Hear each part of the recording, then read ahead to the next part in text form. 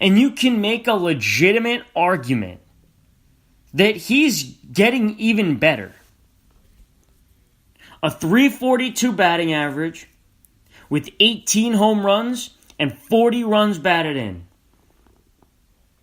Went 3 for 5 and knocked 2 more out of the park yesterday in Philadelphia.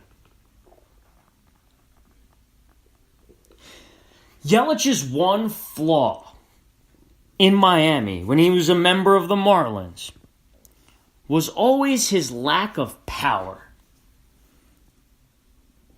He was always a really good hitter. He played a good outfield.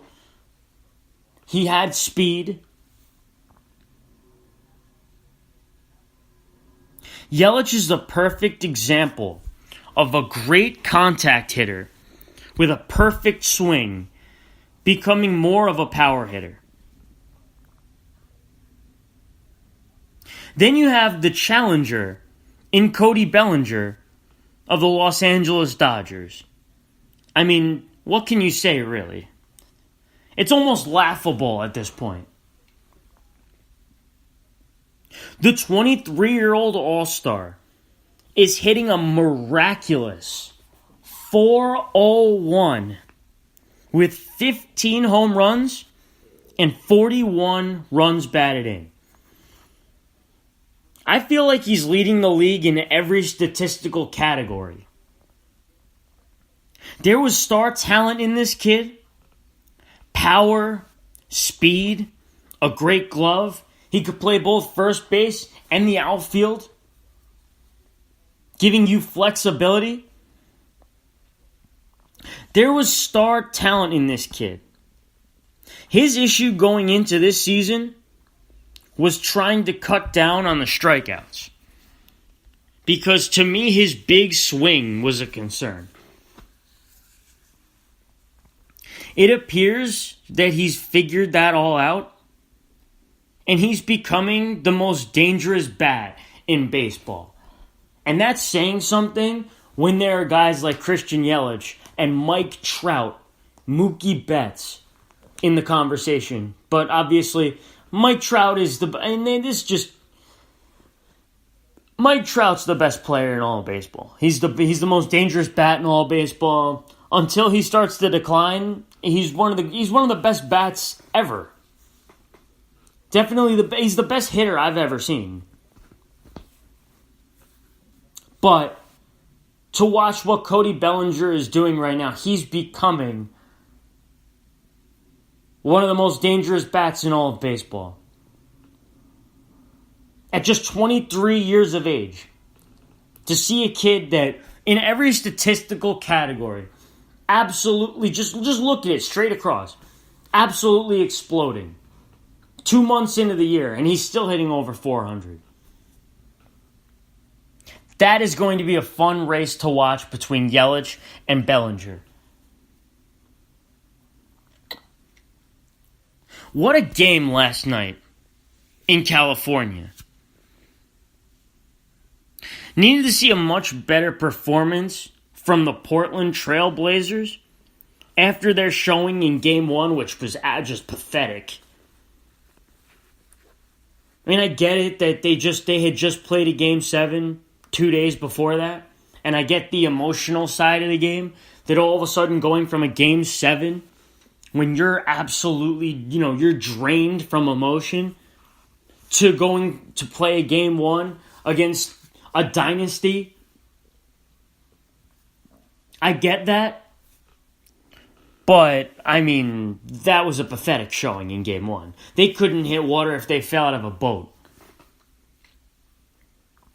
My favorite player in the NBA right now is probably Damian Lillard. He's a bad boy. Ice in his veins. Not afraid of the moment. Cool and calm. Can pull up from everywhere. He's the whole package. The whole 9 yards. That being said, he needs to be much better. Much better. You can afford to not be outstanding and still beat Denver. Because he was bad in the Denver series too. He struggled in the Denver series. I believe in the Game 7, he went 3 of 17 from the floor. CJ McCollum was their best player. But this is Golden State and Steph Curry and Klay Thompson and Draymond Green. The back-to-back champs, a dynasty caliber team. Regardless of if Kevin Durant's on the floor. This is the thing, is Damian Lillard at the beginning of the series said that without KD, they're a good matchup for them. And you know what, to be honest, he was right. The Portland's strength is their backcourt. Their shooting backcourt, their star-driven backcourt. Golden State, the star-driven shooting backcourt. Both benches are solid.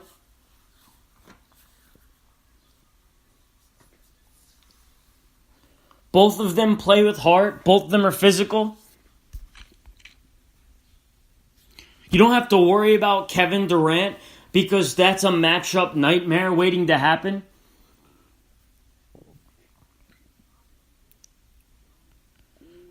But this is the greatest shooting team in NBA history.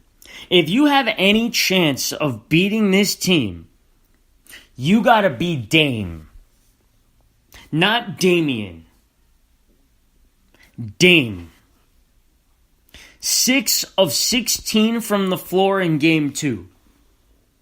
Was worse in Game 1. That's not gonna cut it. Like I said, CJ McCollum has been their best player the last 2 series. This series and the one in Denver. If you're Dame Lillard, and I get it, you're happy for your teammate. But you're a top 10 player in the game. You can't allow CJ McCollum to be the best player on your team throughout. In the postseason, in the biggest games, in the biggest moments. You gotta take over. They need you to be supernatural Damian Lillard in order for you guys to go beat the Golden State Warriors. Steph Curry and Klay Thompson have clearly outplayed Portland's backcourt. And like I said, that was really the only Blazers' hope of winning this series. The backcourt play. That was a tough loss. And this series is over. Looking over at the Milwaukee-Toronto series, which to me is going to be tight. Like the way they played in Game 1, obviously you expect more from Kawhi Leonard down the stretch. For him to have, I think it was 2 points in the fourth quarter. There are a lot of things in that game that I don't expect to be the case. I expect more from Kawhi Leonard. I don't expect Kyle Lowry to be putting up the kind of game he did. That was the best postseason performance I've ever seen from him. He was crazy. Like, this is a guy who's typically struggled for the Toronto Raptors in the postseason. Not during the regular season, in the postseason. It's like he didn't miss. He kept them in it throughout the game. Him and Kawhi Leonard both put up over 30 points. Still wasn't enough. The thing is that I also don't expect Brook Lopez to put up the kind of numbers he did. He was the player of the game, when you think about it. On a court, on the same court as Kawhi Leonard, Giannis Antetokounmpo, Chris Middleton, Kyle Lowry, Malcolm Brogdon, the player of the game was Brook Lopez. The problem is that the Bucks are bigger, they're longer, they can shoot, they can defend. They have the Greek Freak. I think Milwaukee is the better team. I think they're going to win this series. And that was a tough way for Toronto to lose game 1. But the thing is at least Toronto knows that, all right, we can play with this team. I mean, Kawhi Leonard isn't going to score 2 points in every fourth quarter. He's going to have fourth quarters where he dominates. I expect this to be a long series. I expect the Bucks to win the series, but Toronto is going to give them a run for their money. To only lose by 8 points in game 1 in Milwaukee, I think that's a good sign for Toronto moving forward. There are good, I mean, there are positive ways of looking at that game and being like, all right, you know what? It was just one game. I think Toronto actually,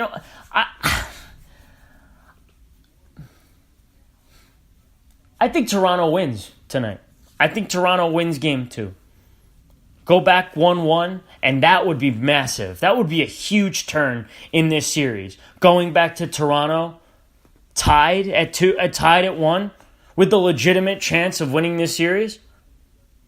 There are a lot of people counting Toronto out today. I think Toronto hangs in there. I think they sneak out of there with a win, with a split.